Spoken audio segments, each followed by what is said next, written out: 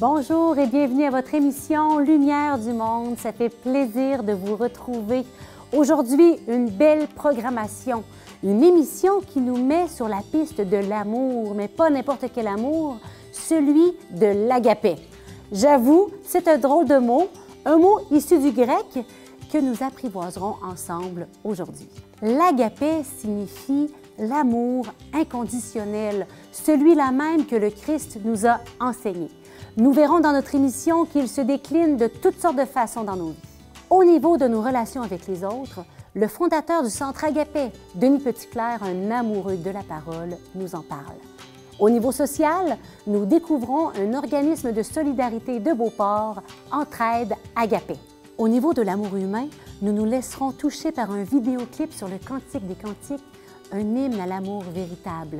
Et finalement, au niveau de la sexualité, nous accueillons Alex Deschênes, un spécialiste de la théologie du corps.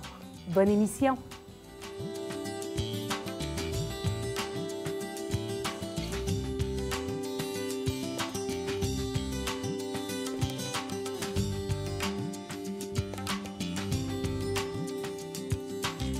Dans le milieu catholique du diocèse de Québec, Denis Petitclerc est un homme connu. C'est un formateur qui a œuvré à différents niveaux, mais je ne vous en dis pas plus car je le laisse se présenter à l'instant. Bonjour Denis! Bonjour Geneviève! Ça fait plaisir de t'accueillir à Lumière du monde.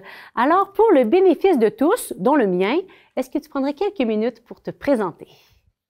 Bon, mon nom c'est Denis Petitclerc, je suis marié, père de 4 enfants, grand-père de 3 enfants. J'ai passé pas mal toute ma carrière au niveau de l'enseignement religieux, tant au niveau collégial qu'universitaire. Oui. Et il y a un peu plus de 30 ans, j'ai été impliqué dans la fondation du Centre de formation chrétienne Agapé, dont on va sans doute parler un petit peu tout à l'heure. Un petit peu plus tard, oui. Agapé, en formation chrétienne Agapé, on se dit « Ah, c'est le thème de de notre émission, donc qu'est-ce donc que cet amour Agapé? » On y revient. Mais avant tout, tu es un homme de foi, de profonde foi, pétri par la parole de Dieu. Est-ce que tu aimerais nous dire qu'est-ce qui t'anime dans la foi? C'est quoi le fil conducteur de ta vie de foi? Je pense que le fil conducteur vient du moment de ma conversion, qui est à la fin de mon adolescence, où, lors d'une retraite, je ne me considérais pas comme croyant, j'étais même assez éloigné de l'Église comme telle, mais j'avais été invité à une retraite et un peu par défi, j'y suis allé. Ah! Et c'était une retraite de style charismatique avec le père Jean-Paul Régimbal. Les plus vieux d'entre nous connaissent ce nom-là un petit peu, c'est ça, donc à Granby. Et lors de cette fin de semaine de retraite, j'ai été très touché le samedi soir à la chapelle, où j'ai perçu non seulement la présence de Dieu, mais l'amour de Dieu. Un amour inconditionnel. C'est beau parce que tu parles de cet amour inconditionnel que tu as vécu toi-même, que tu as perçu dans ta propre vie, cet amour du Christ pour toi. Eh bien, justement, est-ce que tu pourrais nous... Je pense que ça rejoint l'amour agapé dont on parle aujourd'hui. Oui. Est-ce que tu pourrais nous expliquer, dans tes mots, dans ta vie, c'est quoi le sens du mot agapé? C'est ça, le mot agapé nous vient principalement pour nous les chrétiens des évangiles, du Nouveau Testament. C'est un mot grec. Et en grec, on a la particularité d'avoir plusieurs mots pour parler de l'amour. Okay. On va en regarder seulement 2, là. Il y a l'amour d'amitié, comme pour Philène, dans philosophie. On est des amis de la sagesse. Okay. Bon. Donc, il y a cet amour-là, qui est l'amour aussi qui, bien souvent, est dans le couple, qui est entre l'amitié, un amour où il y a une certaine réciprocité. Tu sais, l'amour, c'est pas qu'on ne se donne pas dans cet amour-là, mais c'est que ça implique normalement une certaine réciprocité. Alors qu'il y a ce mot-là, agapé, que les chrétiens se sont peu à peu appropriés et qui ont chargé de sens, le sens de l'amour de Dieu, qui vient dire, pas que ça annule l'autre, là, mais qui vient dire que même lorsqu'il n'y a pas de réciprocité, on aime quand même. Et donc, l'amour devient comme inconditionnel. C'est ce mot-là, agapé, qui va permettre, par exemple, une phrase de Jésus où il va dire qu'on doit aimer nos ennemis. Il n'y a pas de réciprocité, il n'y a sans doute pas beaucoup d'affection. Donc, ce n'est pas à partir d'un élan intérieur qu'on aime. Non, il n'y a pas de sentiment là, on aime nos ennemis, mais on veut leur bien. Et on peut être même prêt à donner sa vie pour eux. C'est un choix d'aimer? C'est un choix d'aimer à ce moment-là. Un petit exemple là, qui est toujours partiel, mais c'est comme dans un couple où, avec la vieillesse, voici qu'un des deux conjoints devient Alzheimer. Et où, peu à peu, il y a de moins en moins de réciprocité, mais où l'amour demeure. L'amour demeure et il est donné, sans attente en retour, parce qu'il n'y a plus de retour. Bon, mais c'est de cet amour-là que Dieu nous aime. Dieu a tant aimé le monde qu'il a donné son Fils. Bien, c'est l'amour agapé. Et c'est cet amour-là qui nous invite à découvrir pour nous-mêmes et à apprendre à s'aimer les uns les autres de cette manière-là. C'est pour ça qu'on entend souvent cette phrase-là où les gens vont dire « c'est formidable, la foi chrétienne, oui, tout le monde veut ça. Le grand commandement, c'est « aimez-vous les uns les autres ». C'est sûr que tout le monde est d'accord pour « aimez-vous les uns les autres ». Qui pourrait être contre ça? Mais on oublie souvent le petit bout qui suit. La suite, c'est ça qui est important, qui donne la Aimez-vous mesure. les uns les autres comme « je vous ai aimé ». Et voici que Jésus, lui, aime jusqu'au bout, jusqu'à donner sa vie. Puis, si je peux me permettre, il y a un petit passage dans l'Évangile de Jean. Après la résurrection, Jésus se retrouve sur le bord du lac de Galilée, lors d'une de ses apparitions, avec les disciples. Et il va prendre Pierre à part. Et il va poser la question à Pierre, « Pierre, m'aimes-tu? » Et Pierre va répondre, « Seigneur, tu sais bien que je t'aime. » Nous, en français, c'est toujours « M'aimes-tu, je t'aime. » Mais dans l'Évangile, Jésus demande, « Est-ce que tu m'aimes d'amour agapé? » Et Pierre lui répond, « Tu sais bien que je t'aime d'amour philène. Tu sais bien que j'ai de l'affection pour toi, que j'ai de l'amitié pour toi. » Mais Pierre n'est pas capable de dire « Je t'aime d'amour agapé ». Quelques jours avant, après avoir dit « Seigneur, je vais te suivre jusque dans la mort », quelques heures après, il renie 3 fois. C'est ça, c'est ça. Ouais. Et donc, Jésus leur pose la question une deuxième fois. Et la troisième fois, Jésus, quand il pose la question, il demande « Est-ce que tu m'aimes d'amour philène? » Il se met à son niveau. Et Pierre de répondre, « Seigneur, toi qui sais tout. » Voulant dire, j'aurais beau essayer de te faire accroire. Toi qui sais tout. Tu sais bien que je t'aime d'amour, d'amitié. Et c'est beau parce que Jésus lui dit, « Bien, Pierre, sois le pasteur de mes brebis. » C'est vraiment touchant de saisir la beauté, la profondeur de l'amour de Dieu, du Christ pour nous. On revient sur le plancher des vaches. Tu as fondé il y a plusieurs années le Centre de formation chrétienne Agapé. Je ne me suis pas trompée de... Non, c'est bien ça. Alors, pourquoi est-ce que tu as choisi, ou l'équipe avait choisi ce mot de Agapé pour ce centre de formation? C'est ça. Vois-tu, ça a commencé il y a 33 ans déjà que ça existe. Ça a été pensé d'abord par des étudiants qui étaient en théologie. Et ces étudiants-là, qui n'étaient pas séminaristes ou qui n'étaient pas en cheminement avec une communauté, me partageaient, parce que j'enseignais à la faculté comme chargé de cours, me partageaient leur difficulté ou leur désir d'avoir un lieu où ils pourraient intégrer ce qu'ils apprenaient au niveau de la théologie. Ils disaient, les séminaristes sont chanceux parce qu'ils ont un lieu pour vivre la vie communautaire, ils ont un accompagnement spirituel, ils ont des occasions pour pouvoir creuser ce qu'ils apprennent, mais les laïcs qui cheminent et qui veulent s'engager en Église ont peu de lieux comme cela. Et c'est avec eux qu'est né le projet. Et en réfléchissant sur qu'est-ce qu'on voudrait qu'il reste à la fin de l'expérience au centre, ce qui ressortait, c'est comme expérience, qu'on veut ce qui reste, c'est vraiment le sentiment qu'on est aimé de Dieu. Non seulement cette certitude-là, mais ce sentiment et cette expérience de l'amour de Dieu, qui passe à travers la vie communautaire, qui passe à travers le fait de creuser la parole de Dieu, l'engagement dans la communauté, tout ça, mais qui puisse faire cette expérience-là. Et on se disait, parce que là, ça a commencé des étudiants en théologie, mais après ça, très vite, c'était des jeunes adultes de toutes sortes d'horizons qui venaient parce qu'ils avaient le désir de vivre une année pour creuser leur foi. On se disait, je me rappelle une rencontre d'équipe, on disait, si 3 ans, 4 ans, 5 ans après, ils ne se souviennent plus de rien de leurs études qu'ils ont faites en théologie, de quoi que ce soit, mais qu'ils ont cette certitude intérieure et ce réflexe que quoi qu'il leur arrive, quelle que soit la situation dans laquelle ils se retrouvent, même s'ils se retrouvent même parfois éloignés du champ religieux, mais qu'ils aient cette certitude qu'ils sont aimés de Dieu et qu'ils peuvent sans cesse se tourner vers lui, comme le Fils prodigue qui retourne vers le Père. Donc, on a choisi ce mot-là parce qu'on dit c'est le cœur. Et on a un peu une devise qu'on traîne depuis 33 ans à Agapé et qui est inscrite dans la chapelle du centre, où on reprend un passage de la première lettre de Jean, dans le Nouveau Testament, où il va dire « Quant à nous, nous avons fait le choix de croire en l'amour. » Tu sais, quand tu disais tout à l'heure qu'aimer, c'est un choix. Le choix d'aimer. Il y a un choix d'aimer. Et là, on fait le choix non seulement d'aimer, mais de croire en l'amour. Et en l'amour de Dieu, et dans l'amour qu'on peut recevoir les uns des autres aussi. Donc, c'est pour ça qu'on a choisi ce mot-là.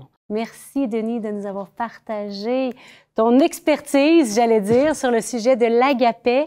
Un dernier mot? Bien, pour te remercier, Geneviève, pour ton accueil. Bien, avec plaisir, Denis. On se retrouve une prochaine fois, pourquoi pas? Nous vous proposons maintenant un vidéoclip où l'amour humain est plongé dans l'amour divin. Raphaël Gagné et Jean-Philippe Demers nous interprètent ce magnifique chant du groupe français Glorious et de Natacha Saint-Pierre. Bonne écoute à vous. J'entends mon bien-aimé,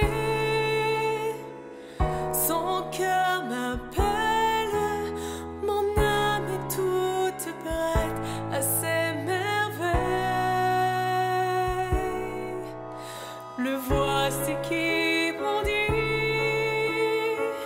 sur les montagnes, j'entends sa voix chanter sur les rivages.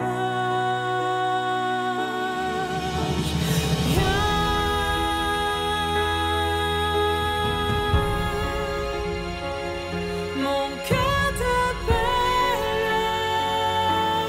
oui, viens, que je t'emmène dans mon jardin. L'hiver s'en est allé, viens, je t'aimerai.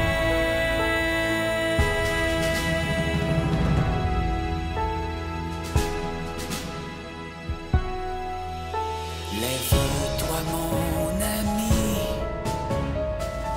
ma toute belle.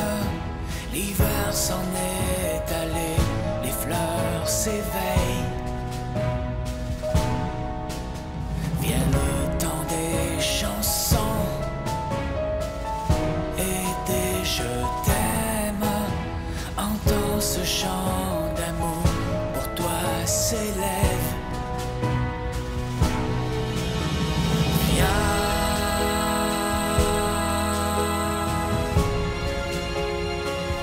Mon cœur t'appelle, oui, viens, que je t'emmène dans mon jardin. L'hiver s'en est allé, viens, je t'aimerai.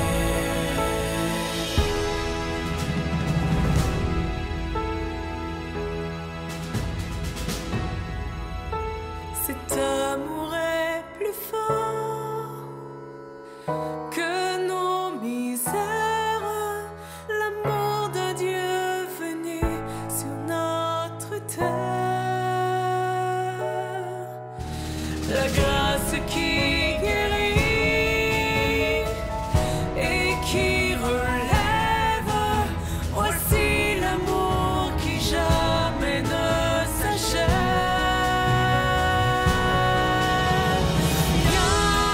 Viens,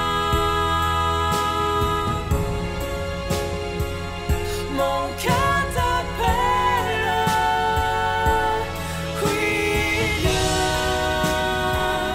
que je t'emmène dans mon jardin. L'hiver s'en est allé, viens, je t'aimerai.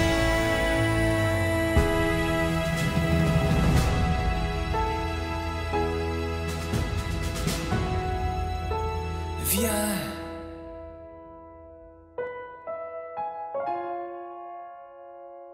mon cœur t'appelle,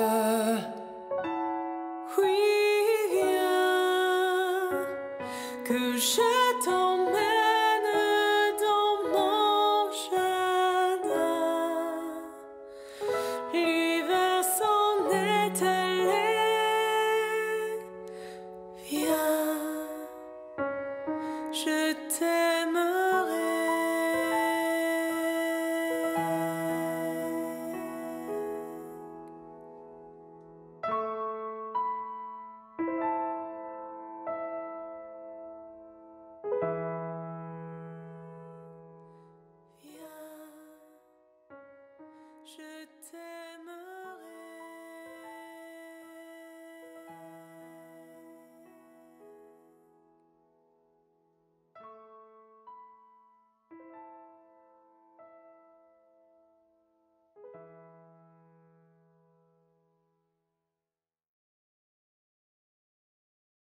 Avouez que ce chant élève notre cœur. L'amour agapé nous pousse à l'action et au souci des plus démunis. L'organisme Entraide Agapé a pignon sur rue du côté de Beauport depuis plus de 35 ans. Leur motivation, nourrir le corps, le cœur et l'âme. Allons à leur rencontre.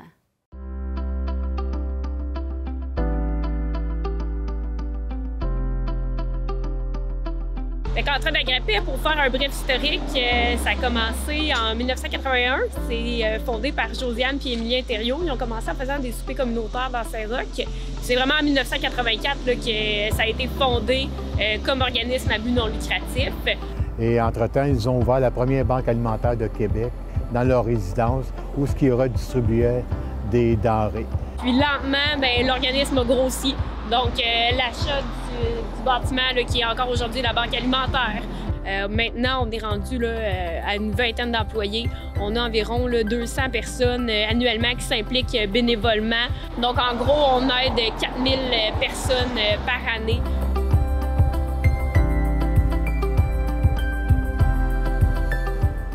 Entraide Agapé répond présentement à une demande croissante de demandes en lien avec la sécurité alimentaire.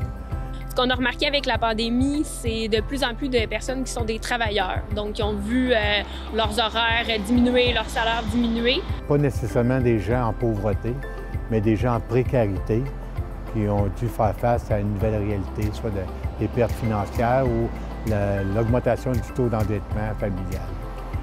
Ça impose à Entraide Agapé de développer davantage les dons alimentaires auprès des marchands. Et on a récupéré aussi beaucoup de denrées qui ont été données par les restaurants. On a aussi des aliments en vrac qu'on emballe puis qu'on vend à prix coûtant, donc pour que ce soit économique. C'est super important pour nous que les personnes qui viennent à l'épicerie économique puissent choisir les denrées. Donc, pouvoir avoir des choses qui leur conviennent selon leur goût, selon leurs valeurs, selon leurs préférences. C'est vraiment là, notre modèle un petit peu d'épicerie économique parce que la sécurité alimentaire, c'est aussi avoir un accès physique et économique aux aliments, mais en toute dignité, c'est super important pour nous.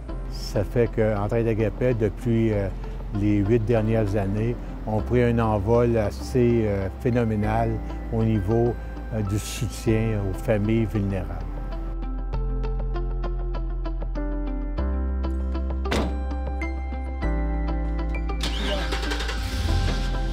La mission d'Entraide Agapé, c'est vraiment d'offrir une aide alimentaire et matérielle aux personnes dans le besoin.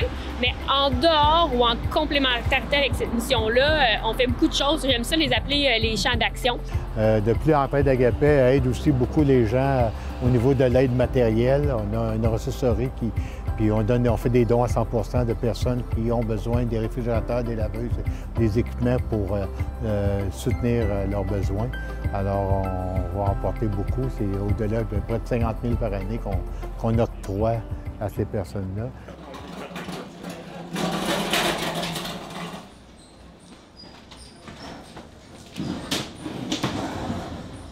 On a également aussi quelque chose qui est super important par rapport à la lutte à l'exclusion et à la pauvreté. C'est tous nos programmes, tout l'accueil de bénévoles, d'employés qui viennent se chercher une famille chez Entraide Agapé, qui viennent se chercher une expérience de travail, qui viennent se chercher quelque chose. Donc ici, on est une grande famille. Là, je vous l'ai mentionné, on a 200 bénévoles, on a des employés, tout le monde est accueillant, ça fait partie de nos valeurs.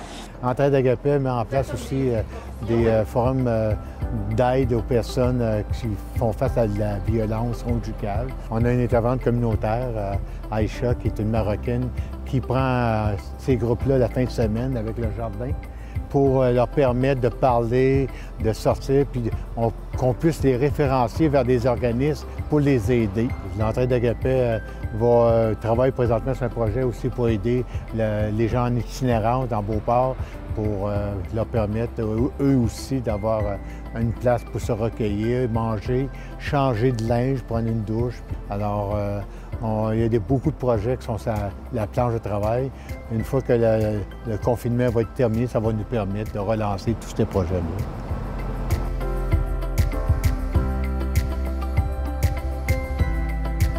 Je pense que Nos organismes communautaires en soutien alimentaire sont essentiels. Puis Agapé fait un peu plus. On fait le don matériel, on aide plusieurs gens. Ils n'ont rien qu'à nous appeler, puis on va trouver une solution pour les accommoder. On a été très chanceux, les banques alimentaires, parce qu'on a pu compter là, sur le soutien de plusieurs fonds d'urgence, dont aussi des dons à la table du cardinal.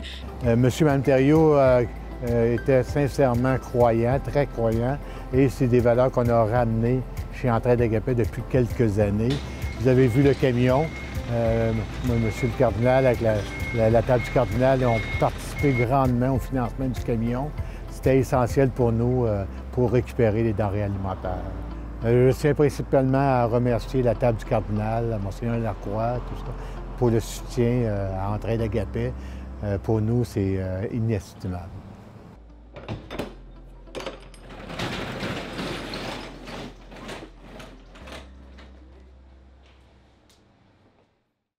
Après Amélie et Antoine, voici Alex. C'est à croire que pour animer une chronique à notre émission, notre prénom doit commencer par A. Sans blague, c'est une grande joie aujourd'hui d'accueillir sur le plateau Alex Deschaines. Bonjour Alex. Bonjour. Aujourd'hui, tu nous parles d'amour, d'agapé et de sexualité. Surprenant. Je crois que c'est difficile, même impossible, de parler de l'agapé sans parler aussi de l'éros.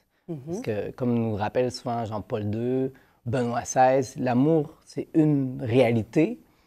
Et puis, si on réduit l'amour à une seule de ses faces, on risque d'avoir un peu comme une caricature de l'amour. Okay. Puis l'éros, si on veut, c'est cette force, ce désir, cette attraction, je dirais cette passion vers le vrai, le bien, le beau. Et l'agapé, c'est ce désir de vouloir redonner le vrai, le bien, le beau. Puis l'amour, en fait, on est tous attirés par des valeurs, que ce soit la beauté, la connaissance, les relations, les autres, le plaisir. Et puis l'amour, c'est la reconnaissance de la valeur de l'autre personne. L'autre est un bien, je veux que tu existes. Et l'éros, c'est le fait que je veux ce bien pour moi. L'autre m'attire, il me fait du bien. Alors que l'amour agapé cherche avant tout le bonheur de l'autre. Je veux ton bien, même des fois avant même mon propre bien. Et la sexualité dans tout ça?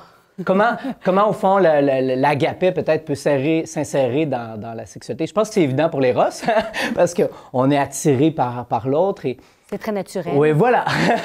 Et l'éros, c'est justement nous amène à sortir de nous-mêmes. Il y a un élan vers une sorte d'élévation, vers une extase. Et justement, l'agapé nous fait sortir de soi pour chercher le bonheur de l'autre, comme je disais.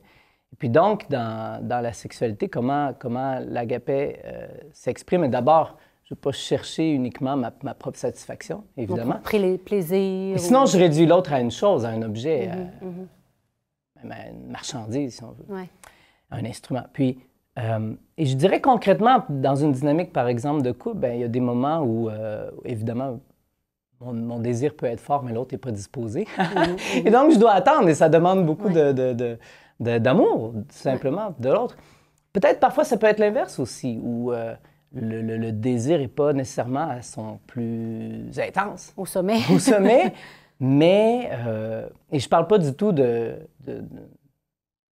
je risquerais de regretter de m'unir à l'autre, mais est-ce que, finalement, même si les sentiments, les désirs ne sont pas au plus intense, bien, s'il y a une sorte d'invitation, je vais quand même vouloir y répondre. Puis, au final, on va sortir, puis on va être... de l'union physique, puis on va être plus unis. En quelque sorte, on pourrait dire que l'amour agapé est un couronnement pour l'amour éros, pour le faire s'élever, aller au-delà du purement humain ou sexuel, si on veut. Je crois que justement, l'éros laissé à lui-même finit par mourir. Puis à tourner, on dit l'homme vers la bête, mais à déshumaniser l'amour. Nécessairement, il faut que l'éros soit accompli par un mouvement vers l'autre qui veut le bien de l'autre et pas seulement à se satisfaire. C'est peut-être ça qui est gage de fidélité pour les couples. Voilà, le fait que l'amour est capable de surmonter les épreuves. Des fois, la passion ne sera pas toujours au rendez-vous, mais il y a la nécessité que l'amour, c'est aussi une décision, un engagement, une décision de la volonté. Mais l'amour ne peut pas non plus être purement intellectuel. Un amour de raison, sans quoi il faut nourrir la flamme au sein d'un couple. L'union sexuelle, en fait, doit être un don de soi. Non seulement je veux le bien de l'autre, mais c'est moi que je donne à l'autre. Ce que Jean-Paul II appelle l'amour sponsal, on pourrait dire l'amour nuptial. Donc, c'est vraiment cette extase, cette sortie de soi. Je me donne à quelqu'un d'autre. C'est beau de voir cet amour élevé hein, dans ce don de soi. Dans le même sujet, je crois que dernièrement, tu es devenu auteur et tu parles justement de ce sujet. Oui, donc j'ai mon premier livre qui est sorti, Tu es donc, qui est un livre adressé aux jeunes, aux ados sur la théologie du corps. On fait justement, dans ce livre, je parle notamment des différentes distinctions de l'amour. Et le livre vient de paraître en octobre là, chez Novalis. Donc, je pense qu'on peut se le procurer dans toutes les librairies religieuses. Alors, si c'est un livre que tu as écrit pour les jeunes, ça veut dire que c'est accessible pour tout le monde. Je le souhaite. Bon, ben moi aussi, puis j'ai hâte de le tomber sur ce livre. Merci beaucoup, Alex, de t'être déplacé, de nous avoir partagé ton feu pour l'amour. Merci de m'avoir invité. Avec plaisir. J'espère que vous avez apprécié cette émission sur l'agapé, l'amour. La semaine prochaine, nous nous retrouvons pour parler de patrimoine religieux. Dans le diocèse de Québec, nous avons des merveilles architecturales incomparables. Mais qu'est-ce que le patrimoine religieux a à nous dire aujourd'hui, en 2021? Nous découvrons entre autres le premier épisode d'une nouvelle série, La route des églises. Nous nous rendons à l'une des plus anciennes églises du Québec, Saint-Étienne à Beaumont, une église qui a beaucoup à nous dire. Je ne le fais pas souvent, mais permettez-moi de remercier Serge, Bénédicte, Éric et Dany à la caméra, ainsi que Martin à la régie, ces artisans de l'ombre qui nous permettent de vous rejoindre à chaque semaine. Bonne semaine et à la semaine prochaine.